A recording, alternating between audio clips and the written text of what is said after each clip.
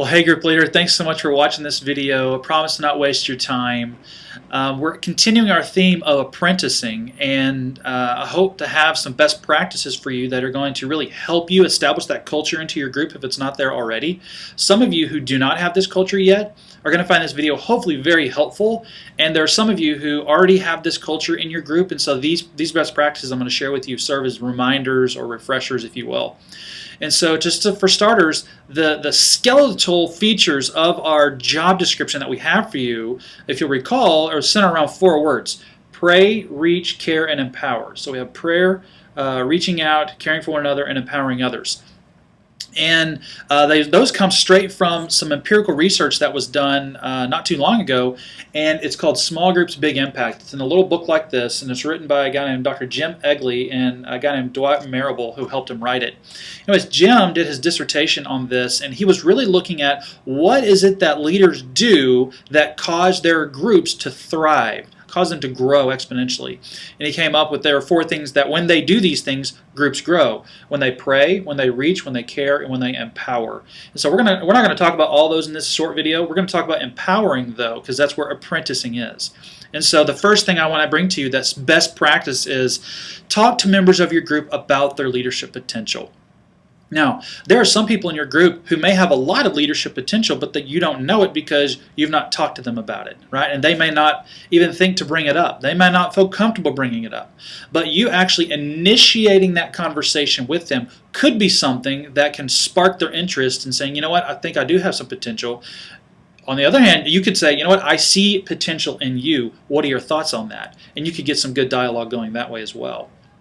If you already have an apprentice selected, then you're not excluded from this. You want to talk to members of your group about their leadership potential as well. Just because you have an apprentice doesn't mean everyone else has to sit and wait on this conversation until this apprentice bursts out a new group.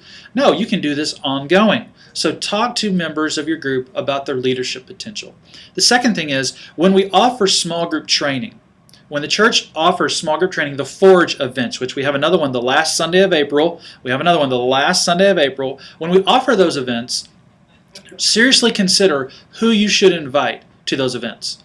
So my heart would be that every leader there has their apprentice with them.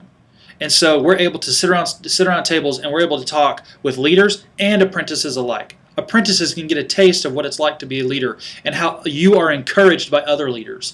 And so seriously consider, don't just say, hey, I want you as an apprentice to lead the group while I go get trained. No, bring them along with you. So seriously consider that. Third thing is meet every week or 2 with someone in your group who could one day take over your group. So that would be an apprentice. Maybe in your group you don't have anyone that could be an apprentice in your mind. But you may have some people in your group who'd be willing to have breakfast who have potential, or may be able to go to coffee who have potential. But the idea is not necessarily what you call that person, it's the time investing in that person. So when you go and you meet with them frequently, maybe every other week, once every 3 weeks, once a month, whatever that is for you, when you go meet with them, all you talk about is leadership and how things are going in the group and asking their opinion and advice on how you should handle certain things in the group. And what you're doing is you're slowly chiseling away those barriers that have prevented them from saying, you know what, I'm willing to be an apprentice. If they're an apprentice already, then spending time with them is only going to be helpful to the process. The next thing would be always searching for small group leadership potential in others. Right? This is different than talking with people about their potential. Now we're going a step back. We're saying, no, yeah, we want you to talk about it, but we also want you to be searching all the time. Right? Some might say that that's kind of splitting hairs, right? It's not, in the sense of your mindset is always calibrated to looking for potential. So anytime there's a group activity, anytime there is a group fellowship, a group service project, you're looking for leadership potential. It's kind of like you're like a constant recruiter for leadership. It's very important that you're calibrated, seeing, God, show me someone who's out there. Show me someone who could be a leader someday that I could maybe foster a conversation with about leadership. Another thing you could do is encourage members to take risks and try new things in group leadership.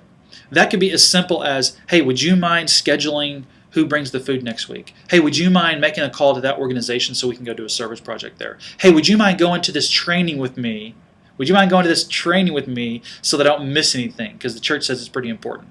So finding different ways to encourage them to stretch themselves. Because let's face it, I've said it many, many times, and I'll say it again, the Holy Spirit raises leaders for His church.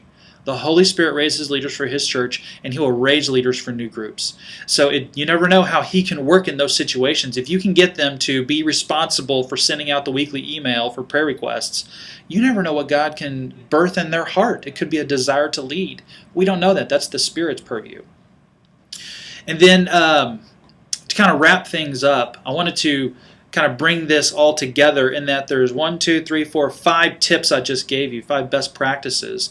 And in this study from Small Group Big Impact, it has recently been expanded. Another iteration, another generation, a revolution, if you will, has gone on with this. And now they've expanded the study to 4,000 leaders. So they doubled the number of respondents they've got for this survey that they did.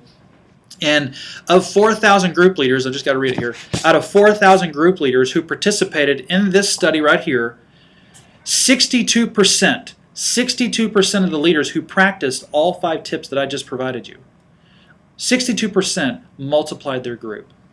62%. That is just incredible percentages. The Holy Spirit's responsible, ultimately, of course. But when leaders actually take the active role and get involved in this process, it said 62% of the leaders multiplied their groups. And this played into that. So hopefully those tips are helpful. We hope that you're staying encouraged, and we hope to see you the last Sunday. I can't remember what that is, April 29th or something like that. Last Sunday of April at our next Forge gathering. Looking forward to it. Hope you're having a great Easter week. And closing this video by answering many of your questions as to what's behind me. And that is Manchester United. That is my collection, if you will. There's more that go that way. But yes, I'm a Man United fanatic. Many of you know that. But this is my ode to Man United. There's pictures from actual England, some scarves my kids bought me, and yes, there's a jersey over there as well. So that's more than probably you wanted to know. But have a good day.